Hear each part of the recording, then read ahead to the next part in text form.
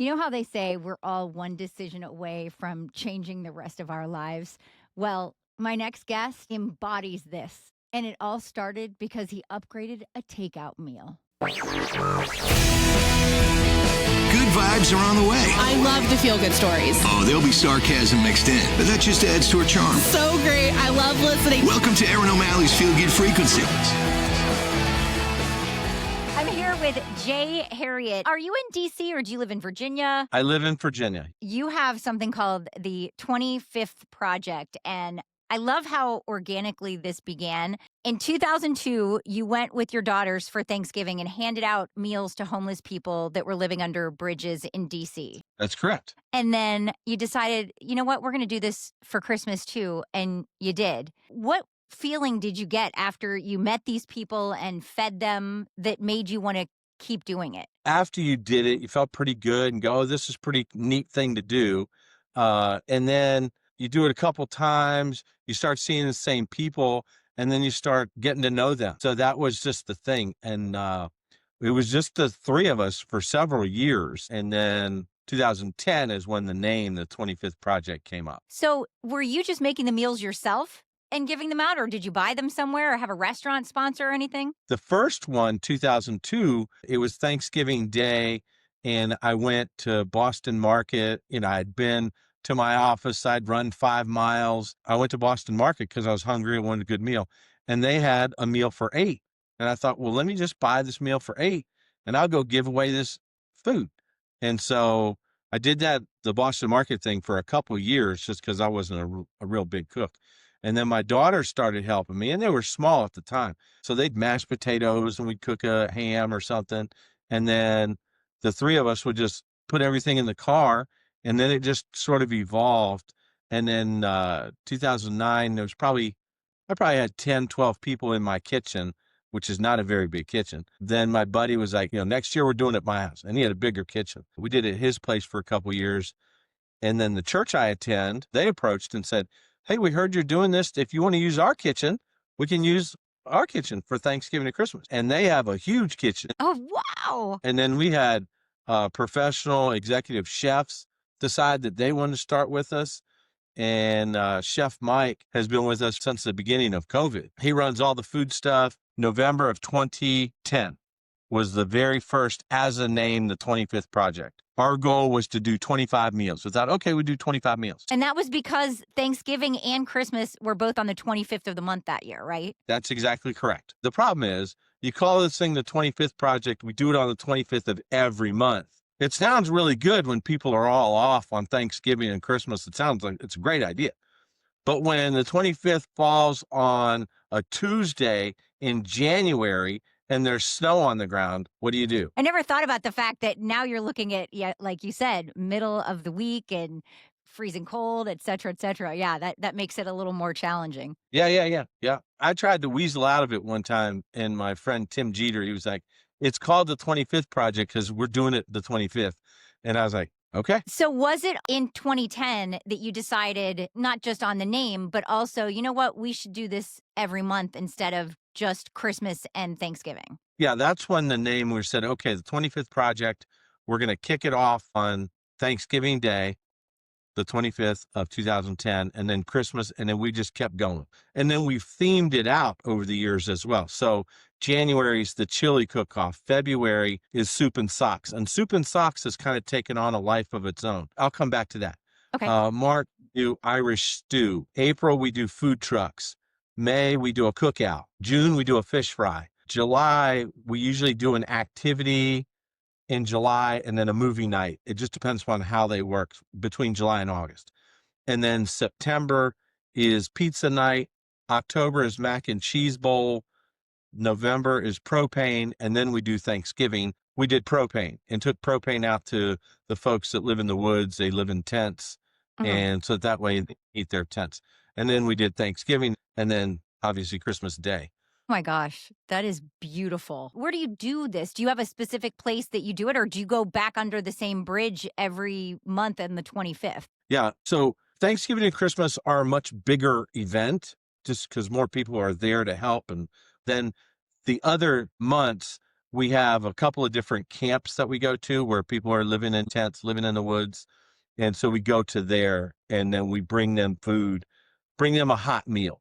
And I've always thought it's important. Like when I first started doing it, several years, I ran into the same volunteer groups that were out there. And, here I had a meal from Boston Market and it was a nice meal, whatever. Saw people doing stuff with like a ham sandwich, a little Debbie oatmeal round, some potato chips and a bottle of water and a bag lunch. That's great. If that's all you got, great.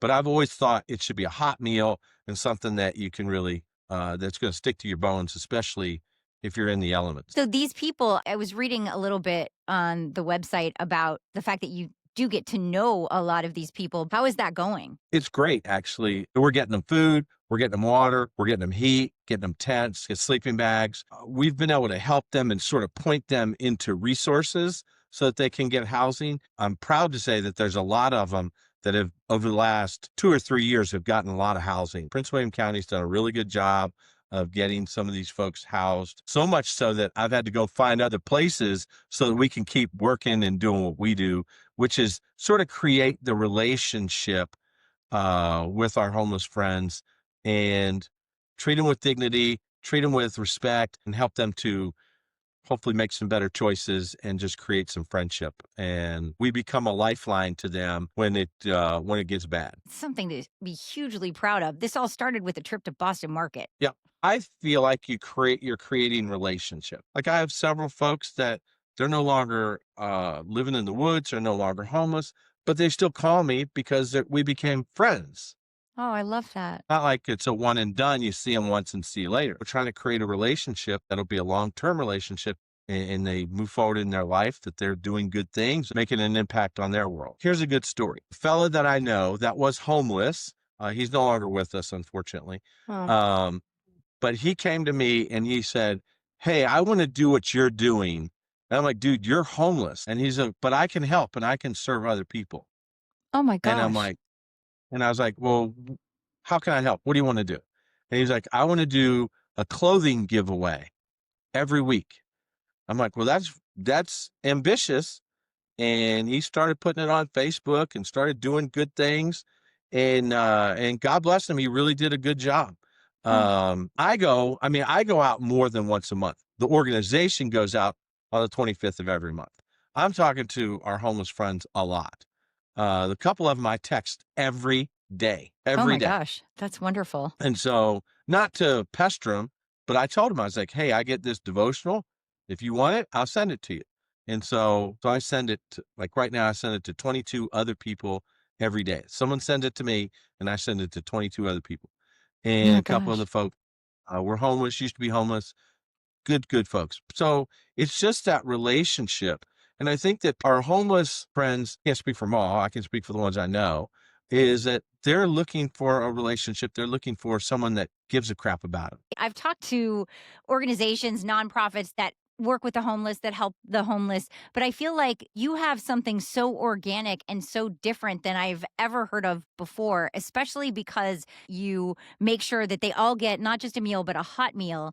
And you're constantly checking in with them to make sure that they are as safe as they can be living outside and that they don't need anything immediately. We've had such awful cold weather. It makes me worry about people that live outside. And so the fact that you're making sure they have propane and warm sleeping bags and stuff, I mean, you really are helping save lives by doing what you're doing. It's making a huge difference. It is. It's not, it's not me. It's we have volunteers. We have people that donate. We have people that have done really cool things. I am fortunate that God gave me a second chance to be able to do stuff and help other people. And thank God that we're able to do it. As soon as I feel like God telling me to stop it, then I'll stop. I don't think he's going to tell you to stop. Yeah. And my old boss and mentor, Don York, said, "You want to make sure you do whatever you're doing, your mom's proud of you." So those are things that I've lived by for a long time. And so I feel very fortunate to be able to help out and just be a little part in cleaning up sort of my corner of the world. If I can take care of my corner of the world, if everybody else will just take care of their corner of the world, the world's a better spot. Yeah. And like I said to you before we started recording, I think that there are so many people out there who have amazing intentions, who start something and think this really could be something, but then they're looking at the whole picture way too much. And any whole picture, no matter what it is, can be extremely intimidating and can make you go, no, I can't take all of that on. Nobody ever started something successfully that I know of saying, I'm going to take on everything all by myself at this exact same time. It's way too overwhelming. You have to do it step by step and bite by bite to get to where you want to be. And you can do it. And I've said this before, but I really believe this. If you have an idea that you just can't shake, I really want to do this. I feel like I could make a difference in this area. You're having that feeling for a reason. I feel like that's God telling you this could be your purpose. You could be really good at this. And the more you try to ignore it, the louder it gets. And if you look at it too broadly, you're going to walk away from it. But if you look at it like, what can I do today? What can I do right now to help move this forward? It's a lot less intimidating and way more able to come to fruition than if you say, I want to start this and help this many people. Okay, well, let's start with the first person and then figure it out. Yeah, that's exactly right. You can't help everybody. There's some people that you just can't help. And you do your best and you say, listen, I'll give you food. I'll do whatever I can. That one fellow that started his own outreach that's no longer with us, he did not like me and I did not like him at the beginning. He and I, it's not that we fought, we just didn't like each other. One day he needed help and I was out in the woods collecting propane cans so we could go fill them up. And this guy comes up and he goes, hey man, you got any money for some food? I'm like, no, I don't have any money for you. I'll go get you some food. If you're here in a half hour, I'll get you food. Well, you're not going to screw me, are you? I was like, no, I'm not going to screw you. I'll give you food. Just stay right here. I'll be back in a half hour. I went, got him some food, came back. From then on, he and I were friends. Oh, And I think he just didn't have that level of trust. And then over time of more talking, getting to know each other, he was a young guy. He died at 29. oh my gosh. He was just a super good dude. Oh, And that's so sad. yeah, it was terrible. He was been living on the streets since he was like 16 years old. And he was a good guy. I mean, fell in the wrong spot and that was it. He made an impact on his own homeless community. What a loss. It's amazing to me. And I've had this conversation before, but it's so true. So often, people with the least end up wanting and finding a way to give the most. Right. He had nothing. He lived out in a tent. And there he is collecting clothes for people like him to help them out. That's remarkable. Yeah, great guy. I was so proud of him. He made an impact, and that's what we're supposed to do is make an impact. And so, like you're making an impact with your Feel Good Frequency podcast. You're making an impact in other people's lives and being able to tell the story and allowing people to tell their story. That's a great thing. Oh, thank you. I love doing this. Like how I was saying before, if you feel like there's something you just have to do, you find a way to do it. And there are so many good people doing great things. Like you started something so innocently and so small. And yes, I know it's not just you. Any great organization always has wonderful people helping out. But the fact that it started so kindly, I just want to, you know what, I'm going to get an 8-piece meal and go find some people that are hungry.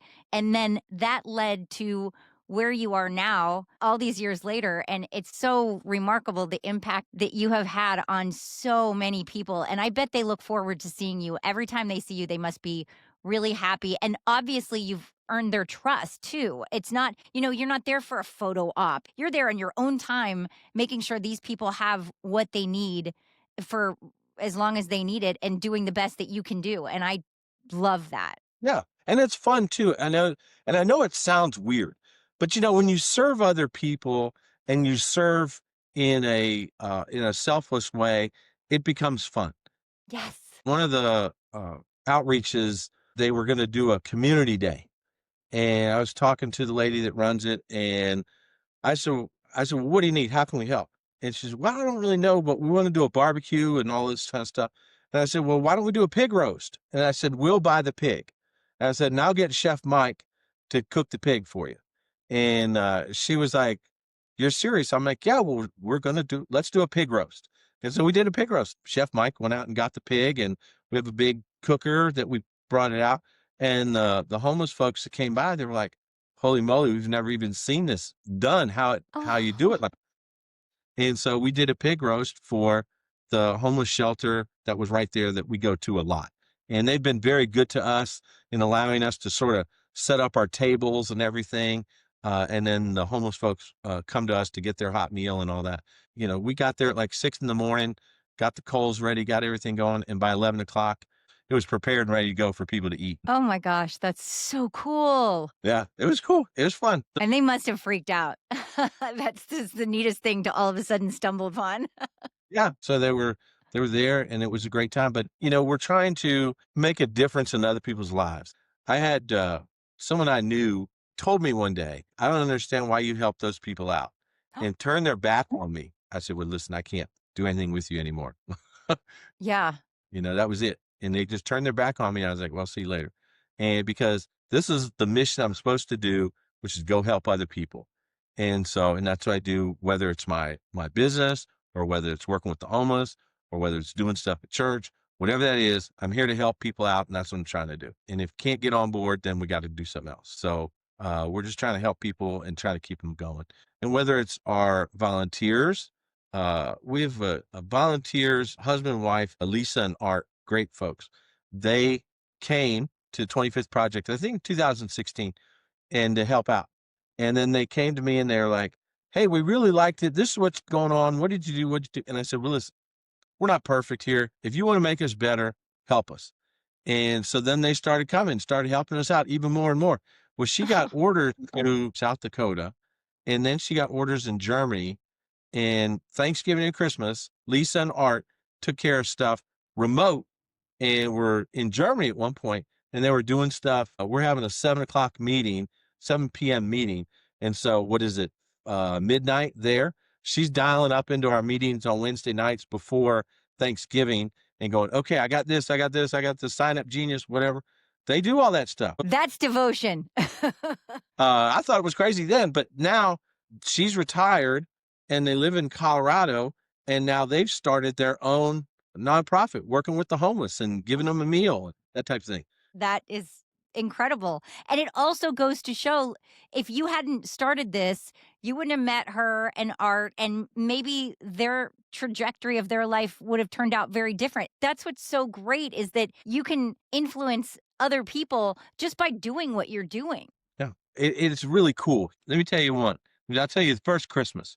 So Christmas 2010, I told my mom, I'm like, look, we're going to call this thing 25th Project. We're going to do. And she said, well, I'm coming up. My mom, my dad, my kid brother, my niece, my great niece, my two daughters, one of my mom's friends from Atlanta. She called up and she said, hey, I'm coming up on Christmas Eve. You got to pick me up.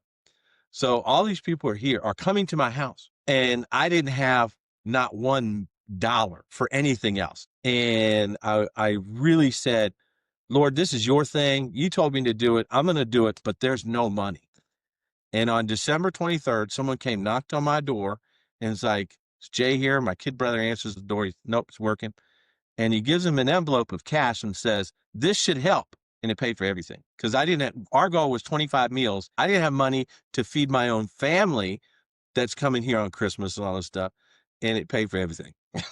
And so I could bore you with. No, stop. That is not even close to boring. That is remarkable. That gave me chills. That is not boring. And I've always said, I've said this from the very beginning. When I first started this on my first episode, I said, if you do what you love, what you're passionate about, the money will get there. Honestly, it sounds ridiculous and it sounds very like Pollyanna-ish, but things end up working out without you even knowing how they're going to, especially when you are doing something to help others. It just falls into place. And I love the fact that basically an angel was sent to your front door with an envelope of cash to make sure that you could help everybody. And the angel's name was Dan. And so thank you, Dan. Thank you, Dan. Absolutely.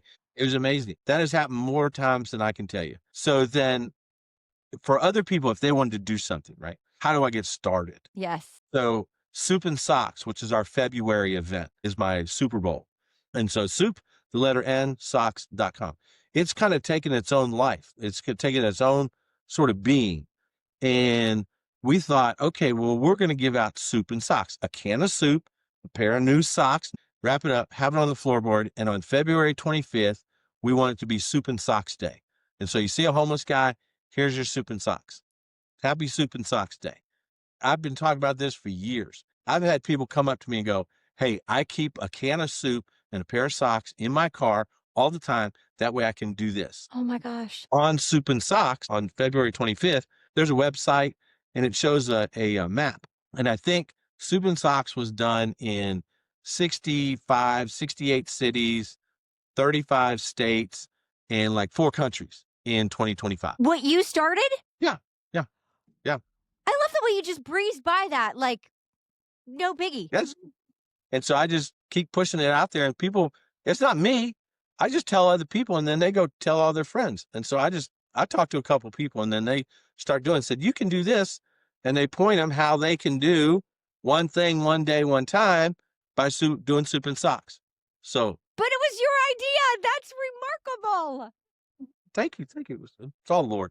It's not me. I'm just a guy that had an idea and just go. So my mantra that I live by 2 different things. Don York told me that you have to pick a date on the wall.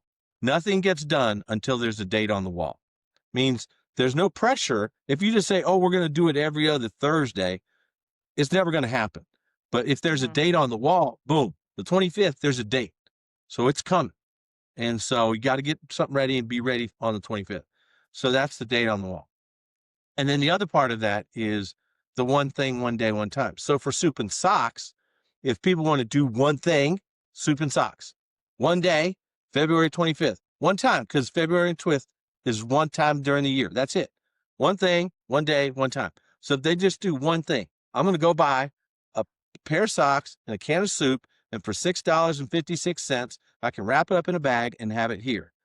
One thing, one day, one time. You're doing good stuff. I'm just a guy who had an idea. That's it. Do you have a full-time job on top of this, or are you just too busy running this? Oh, no, I have an IT company. We do a lot of commercial government stuff down here in D.C. So it's a lot of fun. A couple of the folks that we've served have worked with us in the past and have done well, and then they've moved on, got other jobs and doing other things. So we've helped. We've put some of our homeless friends to work as well, and they just needed something to do. And we're like, yeah, you can help me. I'll teach you this. And so they come over and they help and they start doing, and they've gotten other jobs and have moved on, and that's fine. That's great. So we've been able to do that as well. People forget that there's a whole slew of reasons why somebody's homeless. It's not just one thing usually. Everybody has their own story. There are some people that I think the average person would be very surprised to realize is living in their car or living in a tent because of just the economy, losing a job. We are all not that far away from not having the life that we have. It doesn't take all that much for things to go sideways. Bad medical bills, something happens, you don't have insurance. It can be so much closer than you realize. So I think that it's really terrific that you are not prejudging anybody or looking down on anyone. You are there to help people who need it, regardless of why they're there. And you're treating them with dignity and respect the way every human should be treated. And that in and of itself, before you're even feeding them, is very special. And it's got to make them feel heard and seen, which is so important. Yeah. We're able to sit down with somebody and have a conversation and just get to know what's going on. I used to go out to the woods and I would take a couple cigars and go out and just sit down and talk with them and just have conversation and just figure out where they're at, what's making them tick.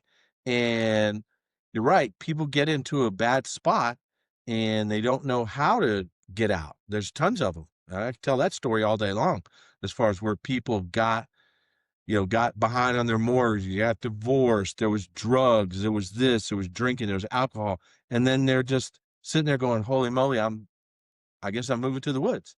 I mean, I was that close to being in the woods. Wow. You are not kidding when you say this is your second chance. Yeah. I was that close. Like the eviction notice on my door, I'd taken like a $70,000 pay cut, and I just needed to keep health insurance for my daughter. So I took a job, but I couldn't afford it. I couldn't afford where I was living, and the eviction notice was up, and I called my mom. I'm like, Mom, you got to get the renters out of the house. I got to move in. And then I moved into my childhood home that I grew up in. And I was like, this is what I got to do. I got to pay child support. I got to do this. I got to do all that stuff. And Wow. so that's passionate for me is to help out and help other people. And so, my mom helped me out. My stepdad helped me out. And so we were able to keep passing that on to be able to help other people. And that's the most important. I think if we just all just clean up our area, just do Yep. this. And, if you're faithful in little, you'll be faithful in much. And so, if you're blessed with little, you'll be blessed with much. And so, but it's what we do with that. And so that we do the right thing and that we give back and that we help other people. It's a very simple concept. I think a lot of times we overcomplicate life. I think we overcomplicate it. Just go do something, and it may not be for the homeless, right? I tell people when I give them my speech, you may not care about the homeless. Fine. Maybe you care about cancer awareness. Maybe you care about pit bulls. Maybe you care about puppies or whatever that is. Go do something to help somebody else out. Yep. I worry about the homeless. I worry about them making it through a cold night. It's going to be 20 degrees tonight. So I worry about that. I wake up this morning, I think it was like 17 degrees this morning. Mm. And I go, okay, I check in with a couple guys. You good? You good? Okay, everybody's good. So that's why, because we had 5 hypothermia deaths, maybe in maybe 2017, Oh, 5 guys I knew died due to hypothermia. oh, that's awful. So that's when we started really doing the propane and, getting with them and going, what do you need? And me and my friend Darren, who we've been friends since we were like 13 years old, Huh. Darren and I called him. I was like, hey, I'm going to go do this. I didn't know anybody else to do it. I called Darren, my best friend Darren. I said, hey, I need you to come up and help me out with this. And so he came and we didn't know. We started traipsing through the woods and going, well, what do you need? What do you need? Like, we all need propane. And so, okay. I went and bought a bunch of propane, the little green Yeah, I canisters. know exactly what you mean. And so I went and bought a whole bunch of them, bought like 50 of them and brought them out and just started giving them here, here, here, here, here. Help yourself, heat yourself. And so that's where the propane stuff started with. Well, I'm so glad you do that now because that is obviously very needed. Yeah, absolutely. And so we've delivered propane, and just waiting to go, go get go get more, go fill them up again and go give out more. So we'll do that till probably mid-March. And so mid to end of March is when we generally stop doing propane. Well, thank you for continuing to check on them like that. That makes all the difference. Made some great friends too, it seems. I did. They're just, some of the sweetest people in the world. Like one of the girls, she's like an adopted daughter to me. Oh, And I give her a hard time like she's one of my children. Because she got into a space, she's in a bad spot, she was out in the woods, and now she's got housing, she's doing really, really good. Couldn't be more proud of her. She's doing really, really good. oh, Um, and so she got out and she's looking for a job and trying to find stuff and she's doing other things to help other people. And I'm very, very proud of her. what is the website for your project? So the 25th project. So it's THE25TH project.org. And then the other one's Soup and Socks, soupndsocks.com. You are an absolute gift. I could talk to you all day long. I just love your stories and your energy and your vibe. You're just all goodness. Thank you. My mom told me to help other people and do your little part. And I'm just trying to do my little part. And if we can just keep it going, we'll just keep moving and try to make an impact where we can. Well, you're doing a great job. Well, thank you. Thank you. This is a great place to get it out and to have people that talk that'll help get the word out. Absolutely. Well, thank you very much. Thank you for your time. Appreciate you carving time out for us to be able to do this. Is really, really cool. Let's just clean up our little corner and we'll take care of everything else. I love that. Thank you so much, Jay. I really appreciate your time. I think it is fascinating that this guy made one decision. Instead of getting a meal for one for Thanksgiving at Boston Market, he got a meal for 8 and thought, you know what? I pass by homeless people all the time. I'm just going to hand these meals out. And it changed the entire trajectory of his life and his mission and purpose. How great is that? Thank you for the inspiration and for everything you do. Once again, that website is the 25thproject.org. Are you doing something that makes your little corner of the world better? Tell me about it. AaronO'Malley'sFrequency.com I also have lots of people that will email me and say, oh, my friend is doing blank, blank, blank, and I think you should talk to her. That's always great too. ErinO'Malley'sFrequency.com. Thank you so much for being here. Have a great week. Bye.